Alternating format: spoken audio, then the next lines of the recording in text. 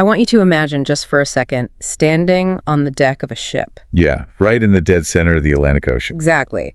And it's midnight, there's no moon, there are, no lights on the horizon at all. Pitch black. Right.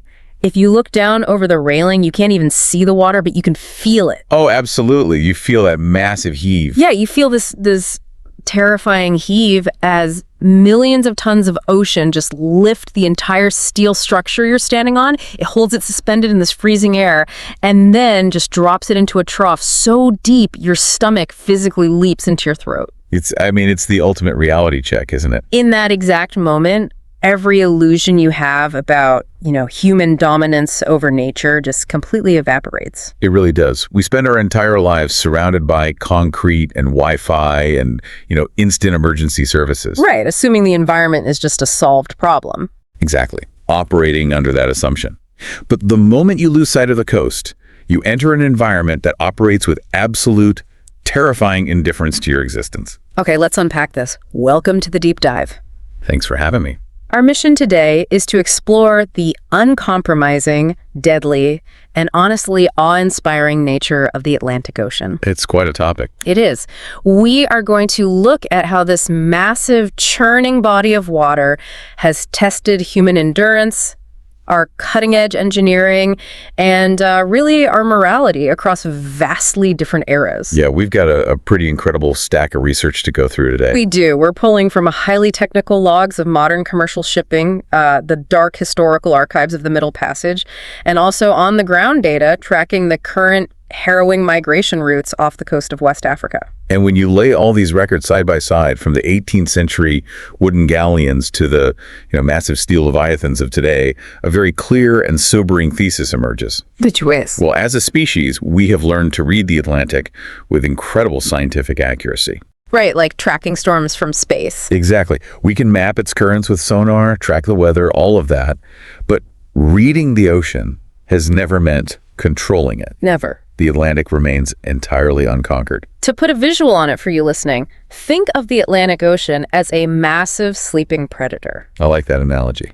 Most of the time, you can tiptoe past it, you can chart a clever course, fire up your satellite trackers, and just slip by unnoticed. But if that predator wakes up... Right. If the barometric pressure drops and the wind starts to howl, all your gadgets and thousands of horsepower won't save you if you aren't fundamentally prepared for the violence. It's pure violence. So if you are commuting to a meeting right now, or folding laundry, or just walking your dog, I want you to step off the safety of solid ground with us. Let's start with the physical realities of the ocean today, specifically looking at modern commercial shipping. Yeah, setting a baseline. Right. It gives us a baseline for what it takes to survive out there right now, armed with literally the best technology humanity has ever built. Consider the departure, right? A massive cargo ship leaving a port in Rotterdam or New York, it looks entirely routine. Very routine.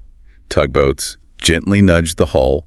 The harbor pilot climbs down a rope ladder onto a smaller boat, and the ship's massive diesel engines just settle into this low, steady rhythm. You stand on the stern, and the warehouses, the cranes, the coastal lights, they just slowly shrink into the haze. And there is no dramatic musical cue, Nothing physical happens to tell you that you've just crossed a threshold. The transition of safety happens invisibly. Precisely. Because the ocean's primary weapon isn't necessarily a massive cinematic wave. The true danger of the Atlantic is simply distance. Distance. Yeah.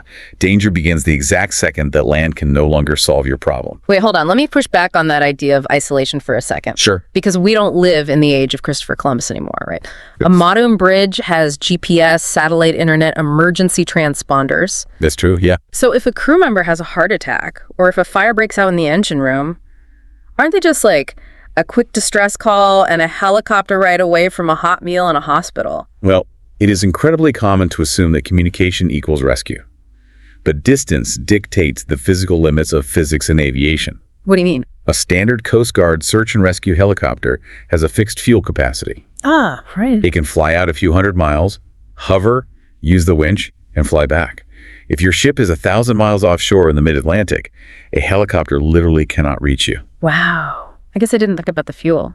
Plus, helicopters cannot operate in heavy fog or severe gales. Right. So if you are halfway between North America and Europe, the closest help is likely another commercial vessel, and they might be 15 or 20 hours away steaming at full speed. So a minor electrical fault that would take a mechanic 2 hours to fix at the dock becomes a cascading, life-threatening emergency out in the open ocean. Exactly. Once that coastline disappears, the ship ceases to be a vehicle and becomes a self-contained planet. A self-contained planet. That's a wild way to think about it. It has to. It has to generate its own electricity, desalinate its own drinking water, contain its own fires, and provide its own surgical care. There's no fire department to call. The crew is the fire department. Exactly. And navigating the self-contained planet isn't like driving a truck on a highway. On land, a route is a physical thing, you know? You get on Interstate 80, and the asphalt is physically laid out for you. Right, but out on the Atlantic, a route isn't a road. It's a living, breathing hypothesis. A hypothesis, I love that. It is a sequence of electronic waypoints constantly being argued over by the captain, the routing software, and the weather. Because on the ocean, the shortest distance between 2 points is almost never the safest, right? No, and it's rarely even the fastest. Yeah. Let's look at the mechanics of ocean currents, specifically the Gulf Stream. Okay, the Gulf Stream. This is a massive, powerful river of warm water flowing northward through the western Atlantic. If a captain routes the ship to ride with that current, they get a free speed boost. Makes sense. The ship covers more ground while burning significantly less heavy fuel oil. But the ocean doesn't give you anything for free.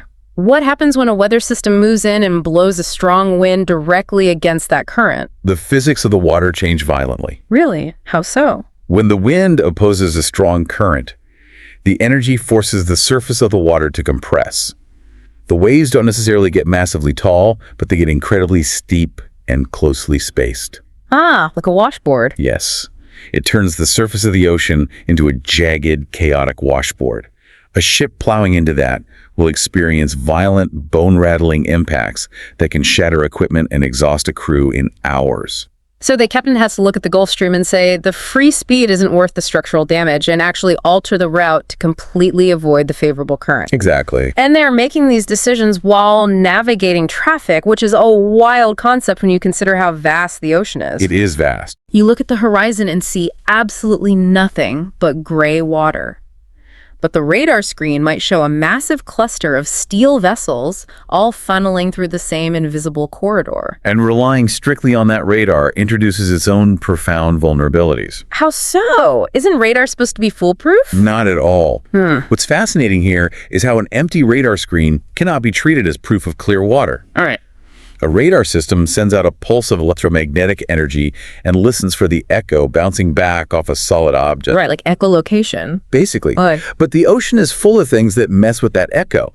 A heavy squall line, a wall of intense rain, can scatter the radar waves so badly that the screen just shows a massive blob of green or yellow noise. Oh, wow. Or what about a shipping container? Like if a wave washes a 40-foot steel container off another ship, it floats just at the surface. Exactly. It transmits no automatic identification signal, and its profile is too low to bounce a strong radar echo back to the bridge. That's terrifying.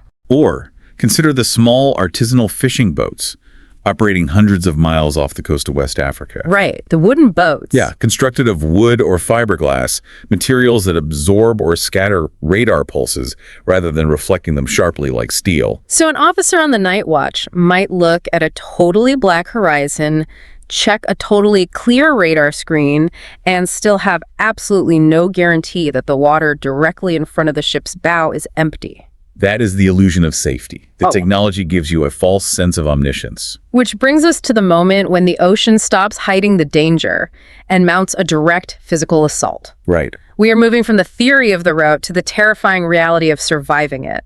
How does the North Atlantic actually build a storm? What's the mechanical process that turns water into a weapon? It fundamentally comes down to thermodynamics and the transfer of energy. Okay, thermodynamics. The North Atlantic is a battleground where freezing dry air sweeping down from the Arctic collides with warm, highly moisturized air traveling up from the tropics. And when they hit? When these distinct air masses clash, the warm air is forced upward violently, causing atmospheric pressure to plummet. This creates a massive swirling vacuum. Like a giant drain in the sky. Basically, the surrounding air rushes in to fill that low-pressure void, generating hurricane-force winds. And because there are no mountain ranges or forests to slow that wind down, it just uses the flat surface of the ocean like a massive runway. Yes. The term in maritime physics is fetch. Fetch. Fetch. It's the uninterrupted distance over which the wind blows across the water. In the North Atlantic, the wind has thousands of miles of fetch. Yeah. It transfers its kinetic energy directly into the surface of the sea, pushing the water into massive rolling swells. And here is the crucial mechanical detail. Those swells travel significantly faster than the atmospheric storm that created them. So the waves are like the advance army. Exactly. A cargo ship could be sailing under relatively clear skies, but suddenly the deck starts to pitch wildly because they're being slammed by massive swells generated by a storm system that is still 300 miles away. And when those massive swells hit a steel ship, the physics of how the vessel reacts are terrifying. I mean, we think of cargo ships as rigid, unbreakable blocks of steel. They're really not. Right. A ship that is 1,200 feet long is essentially a massive steel seesaw. The mechanics of hull stress are fascinating. Imagine a ship driving directly into a heavy sea state. A massive wave lifts the bow of the ship high into the air. Okay. At that exact moment, another wave is lifting the stern of the ship. But the entire middle of the vessel, thousands of tons of steel and cargo, is suspended over the deep trough between those two waves. So gravity pulls the center down, forcing the entire ship to sag in the middle. Yes. And then, 5 seconds later, the waves move. Now the massive peak of the swell is directly under the center of the ship, pushing it up, while the bow and the stern are hanging out in thin air, completely unsupported. So the ends of the ship violently droop downward. It's called hogging and sagging. The steel is literally bending back and forth. Which just sounds insane. I mean, steel is supposed to be solid. Well, naval architects designed the steel to flex. If it were perfectly rigid, it would simply snap in half. Oh, right. Like a dry twig. Exactly. But that flexibility comes with a massive acoustic and structural cost. The sound inside the ship is deafening. The steel bulkheads groan, the rivets and welds pop and shriek as the metal stretches. And that repeated bending thousands of times a day during a multi-day storm must transfer incredible kinetic violence into everything secured inside the ship. It absolutely does, which leads to what maritime experts call the slow form of failure for the cargo. Slow failure. Because we all have this Hollywood image, right? A giant wave crashing over the deck and instantly washing 50 shipping containers into the sea. Right. But in reality, it is a slow, agonizing degradation of the restraints. When a ship is loaded in port, the stevedores use heavy steel rods, turnbuckles, and twist locks to lash the stacks of containers to the deck. But steel has a fatigue limit. Every time the ship rolls 30 degrees to port, thousands of tons of cargo pull against those lashing rods. Then it snaps back and rolls 30 degrees to starboard, reversing tension. So they're just getting stretched and pulled back and forth. Exactly. Over 48 hours of continuous storm conditions, a turnbuckle slowly unscrews a fraction of an inch. A lashing rod stretches just beyond its elastic limit. And once just one single container shifts in its stack by a few inches, the center of gravity for that entire column changes. Right, it starts leaning into the stack next to it. Which puts double the strain on those lashing rods. Yeah. It is a slow-motion avalanche waiting to happen. And the crazy part is, the crew knows it. Oh, they definitely knew it. The bridge officers can see the storm data, they can feel the violent rolling, but they are entirely powerless to go out on deck and tighten the chains. Sending a human out onto an exposed weather deck during a North Atlantic gale is essentially a death sentence. The deck is constantly awash in freezing, violently moving water. So the captain is trapped on the bridge, forced to solve a physical problem, using only the ship's engines and the steering wheel. They have to change the ship's interaction with the waves. But every single maneuver they make is a brutal trade-off. Give me an example. Well, if the captain pulls back the throttle to slow the ship down, it drastically reduces the violent impact of the bow slamming into the waves. Okay, that sounds good. But if you slow down, you are now spending an extra 2 days trapped inside the storm system, subjecting the hull to thousands of additional bending cycles. Oh, man. What about turning? Or they attempt to change their heading. Yeah. If the bow is taking too much punishment, the captain might turn the wheel a few degrees to take the waves on the ship's shoulder. But by altering the angle, they expose more of the ship's broadside to the swell, drastically increasing the violent side-to-side rolling. Exactly. And this can trigger a terrifying phenomenon called parametric rolling, where the rhythm of the waves syncs up perfectly with the natural roll period of the ship, amplifying the swing until the ship is leaning so far over, it risks capsizing entirely. It's like pushing someone on a swing at the exact right moment to make them go higher and higher. That's a perfect analogy. The captain is constantly threading a needle in the dark. It is an absolute assault of brute force. But the northern route of the Atlantic possesses a secondary weapon that is arguably even more psychologically taxing than a storm. You're talking about the fog. Yes, because while a storm screams at you, fog simply blinds you. Fog takes all that violent physical force and replaces it with pure, suffocating uncertainty. The thermodynamics of North Atlantic fog are incredibly effective at erasing visibility. It's typically advection fog. Advection fog. Yeah, warm, incredibly moist air flows up from the Gulf Stream and passes directly over the freezing waters of the Labrador Current. The cold water rapidly cools the air above it to the dew point, condensing the moisture into a dense gray void. You can stand on the bridge of a ship and not be able to see the bow a few hundred feet in front of you. Sea and sky just merge into a blank wall. And you are still moving at 20 miles an hour through this wall. This is where radar is supposed to be your digital eyes, right? Supposed to be, yes. But managing a radar screen in heavy fog is an art form, not a science. You have to tune the receiver to filter out the environment. What do you mean? Well, if you leave the sensitivity too high, the screen is just covered in clutter. A solid mass of green static caused by the radar bouncing off the surface of the waves. But if the officer on watch aggressively turns up the anti-clutter filters to clean up the screen and see the big ships, they run a profound risk, don't they? A massive risk. They might completely erase the weak, subtle radar return of a fatal hazard. And in the North Atlantic, the ultimate hidden hazard is the Greenland iceberg. We have to talk about the ice. Because these aren't just cubes floating in the water, they are massive, dynamic, shifting geological structures. An iceberg calved from a Greenland glacier is a phenomenally dangerous object because of how it moves. The wind acts on the jagged peaks above the water, while the deep, powerful ocean currents drag the massive, invisible bulk below the surface. And as the ice hits slightly warmer water, the bottom melts. Exactly. This changes the iceberg's center of gravity, causing hundreds of thousands of tons of ice to suddenly violently rotate in the water, entirely changing its shape and its radar profile. So you are staring at a radar screen looking for a giant chunk of ice, but the real danger isn't always the main iceberg. The danger is the growlers, right? Yes, the growlers. The smaller fragments that break off. A growler might be the size of a pickup truck riding low in the water. And because it's so low, it's virtually invisible to radar, hidden in that wave clutter. But it is a solid block of freshwater ice weighing 20 tons. If a steel hull hits that at full commercial speed, it's like a car hitting a concrete pillar. The ship is basically providing all the kinetic energy for its own destruction. This obviously draws a direct historical line to the Titanic. But the fundamental lesson of the Titanic is frequently misunderstood.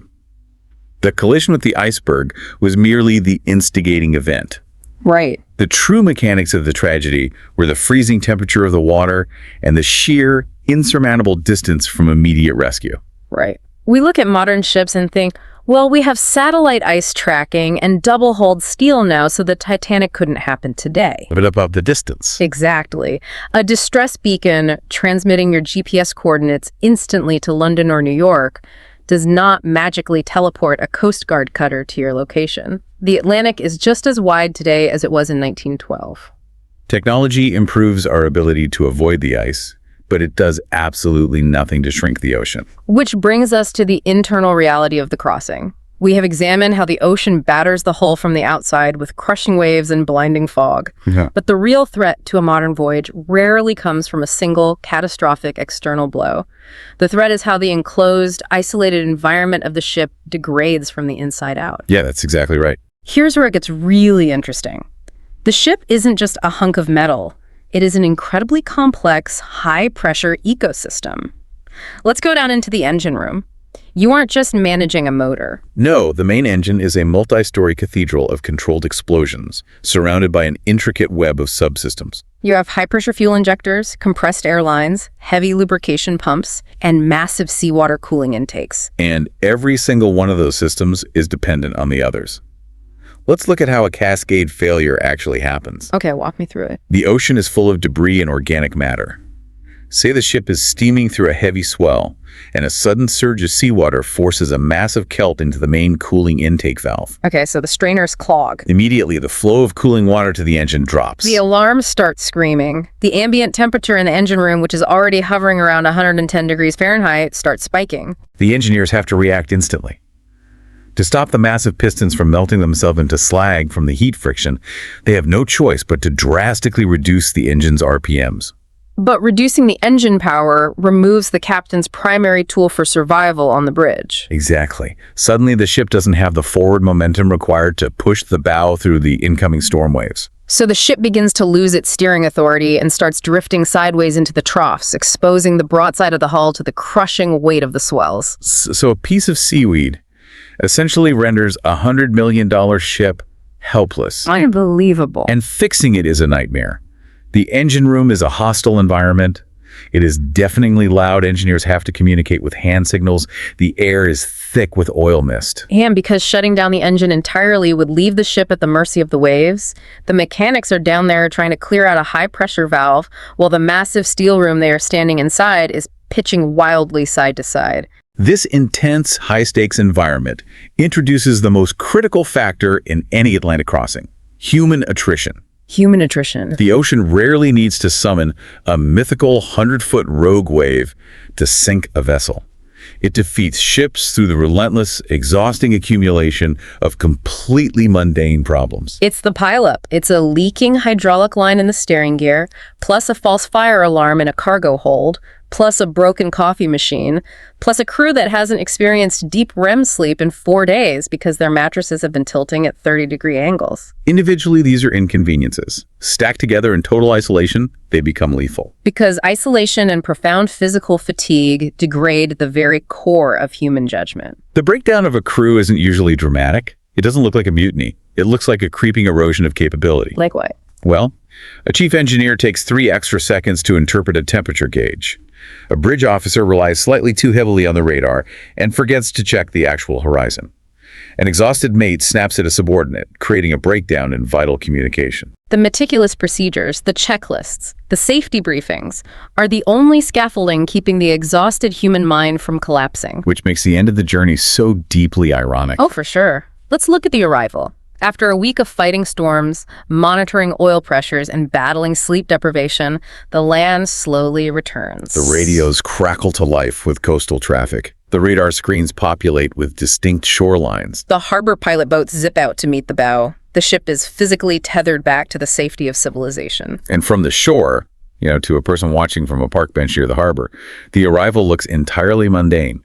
A big metal box glides up to a concrete wall. What is completely invisible to the observer is the thousands of micro decisions, the mechanical interventions, and the physical endurance that made that ordinary arrival possible. The successful crossing completely hides the violence it took to survive. The successful crossing is never proof that the ocean was conquered.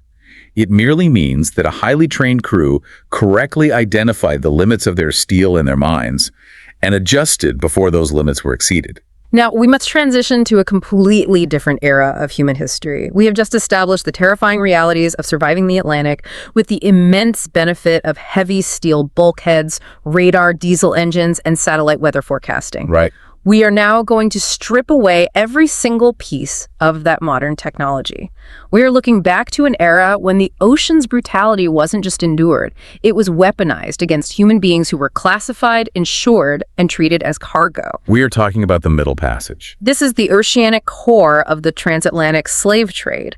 And to even begin to grasp the mechanics of this horror, you have to look at the broader economic engine that historians call the triangular trade. This wasn't just a route, it was a self-sustaining intercontinental machine of human exploitation. The first leg of the triangle began in Europe, right? Yes. Ships loaded with manufactured goods, textiles, firearms, brass, and alcohol sailed to the western coast of Africa. There, these goods were traded to local kings, warlords, and kidnappers in exchange for captive African men, women, and children. The second leg is the Middle Passage itself. These captive human beings were forced into the holds of European sailing ships and transported across the brutal expanse of the Atlantic to the Americas. And after surviving the crossing, if they survived, they were sold into lifelong enslavement. The immense profits from their sale were then used to purchase the raw agricultural products cultivated by forced labor. Sugar, tobacco, cotton, rum, and molasses. which were loaded into the very same ships and transported back to Europe, completing the third leg of the triangle and generating massive wealth. It is absolutely crucial to strip away any notion of like rogue pirates or swashbuckling adventures here. This was a globally integrated, highly organized financial system. The Middle Passage was funded by state-sponsored monopolies, banking syndicates, and wealthy aristocratic investors in cities like London, Nantes, and Lisbon. It was a massive logistical undertaking where the profound suffering of millions was simply calculated as a business expense on a ledger. The historical reality of the African experience during this era is typically divided into three harrowing phases. Walk us through them. The first passage refers to the horrific journey from the interior of Africa to the coast. Captured individuals were forced to march for weeks or months, bound together, enduring starvation and extreme violence. And upon reaching the coast, they were imprisoned in massive stone fortresses or wooden stockades known as barracoons. Yes, they languished there, sometimes for months, waiting for the sails of European slave ships to appear on the horizon. Then began the Middle Passage. And I want you to think deeply about the stark contrast between what we just discussed and this historical reality. It's staggering. In the modern era, we talked about highly trained, well-rested crews using advanced metallurgy to protect commercial cargo like flat-screen televisions and grain from the violent motion of the ocean. During the Middle Passage, the cargo was human. Millions of people were shackled hand and foot. They were packed into the dark, unventilated, violently flexing wooden hulls of 18th century galleons and schooners. The physical environment below the deck of a slave ship defies modern comprehension. We discussed the deafening, groaning sound of modern steel flexing in a storm. Now imagine the sound of a wooden hull in a mid-Atlantic gale. The timber shrieks. The water leaks through the seams. The ship doesn't just roll. It pitches at terrifying 40-degree angles, throwing shackled individuals violently against the wooden planks. And there are no watertight bulkheads. There is no artificial lighting. When a storm hit, the crews would often batten down the hatches, sealing the enslaved people in total, suffocating darkness for days on end to prevent the ship from taking on water. The heat, the lack of oxygen, the spread of dysentery and infectious diseases in such impossibly cramped quarters turned the hold into an active nightmare. The ocean was used as a mechanism of total isolation. If a fire broke out or a rebellion was attempted, there was nowhere to go. The Atlantic was a massive, liquid prison wall. And for those who somehow physically survived the weeks or months of that oceanic crossing, they faced the final passage. The disembarkation. This was the disembarkation in the Americas, in Brazil, the Caribbean, or North America, where they were subjected to the auction block, separated from whatever community they had managed to form in the hull, and marched to plantations. The Middle Passage was the brutal, agonizing bridge between their stolen freedom and their forced, lifelong exploitation. It is a profound, unfathomable historical trauma that fundamentally built the economic foundation of the modern world. The Atlantic Ocean became the graveyard for millions of souls who succumbed to disease, violence, or simply the sheer physical toll of the crossing. Yes. Now, you might desperately want to believe that treating human beings as disposable variables on the Atlantic Ocean is an atrocity safely locked in the past. But today, right now, a different tragedy is unfolding on the exact same waters, driven by desperate migration. Right. And before we delve into the geography and the statistics of this modern crisis, just to set the table for you listening, we are looking strictly at the reality of this, crossing through the lens of humanitarian data and observers on the ground. Specifically relying on reports detailing the West African route to the Canary Islands. Exactly. And we must be clear, we aren't here to debate the politics of international border control, the complexities of national sovereignty, or European immigration policy. Right. We are not taking any political sides here, left or right. We are simply examining the sheer physical reality of what happens to human beings when they attempt to cross this specific stretch of water, as documented by the sources. We're just conveying the reality on the ground. Let's look at the map. People are fleeing the western coast of Africa, attempting to reach the Spanish Canary Islands. These islands are politically part of the European Union, but geographically they are located off the coast of Morocco and the Western Sahara. This migration route is not a new phenomenon, is it? No, it has seen fluctuations since the 1990s. There was a highly publicized spike in 2006, often referred to in Spanish media as the Cayucos crisis, where over 30,000 individuals, predominantly from Senegal, made the crossing. However, in late 2020, the route experienced a drastic, lethal resurgence. Over 23,000 people arrived in the Canary Islands in a single year, which was an 8-fold increase from 2019. Departures were being launched from Morocco, Western Sahara, Mauritania, Senegal, and as far south as Gambia. And the distances involved here are staggering. If you depart from Senegal, you are looking at navigating up to 2,000 kilometers of open Atlantic Ocean. And they are not attempting this in commercial ferries or large vessels, are they? No, they are making these journeys in cayucos. These are traditional, open-topped, wooden fishing boats. They sit incredibly low in the water and are powered by a single, utterly inadequate outboard motor attached to the stern. The socioeconomic drivers pushing people into these wooden boats are intensely complex. The reports highlight chronic political instability and systemic poverty across the region. But there were highly specific catalysts for the 2020 surge. Like what? Well, the global COVID-19 pandemic annihilated local economies and informal labor markets. Moreover, decades of intense industrial overfishing by foreign fleets in the Atlantic have utterly decimated the local artisanal fishing livelihoods in West Africa. So it created a dual crisis. A massive population of skilled fishermen with no way to feed their families, and shores lined with thousands of idle wooden fishing boats. There's also a massive geopolitical factor driving the route. Right. As European border enforcement heavily fortified the Mediterranean routes, implementing strict patrols in the Strait of Gibraltar and heavily militarizing the land borders at the Spanish enclaves of Ceuta and Melilla in North Africa, human migration didn't just stop. It behaved like water hitting a dam.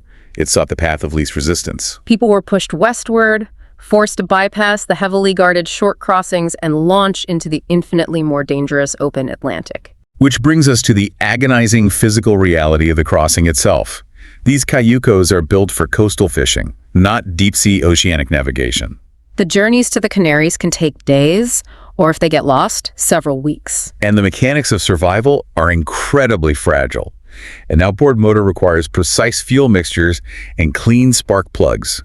When you are constantly pounded by corrosive saltwater spray and heavy swells, engine failure is not a possibility. It is an inevitability. Think about the contrast here. A modern commercial ship has a massive team of engineers constantly monitoring redundant cooling systems and secondary generators just to ensure the propeller keeps turning. A cayuco has a single plastic fuel line and a pull cord. If a wave swamps the stern and floods that outboard motor, it dies. The moment the engine dies, the boat loses its forward momentum. It turns broadside to the ocean swells and it begins to roll violently. And when the engine dies, the clock starts ticking on a terrifying countdown. Survivors consistently report running out of stored fuel, food, and most critically, drinking water within days. The Atlantic sun causes rapid, severe dehydration, which is compounded exponentially by widespread seasickness. And when the sun goes down, the environment flips.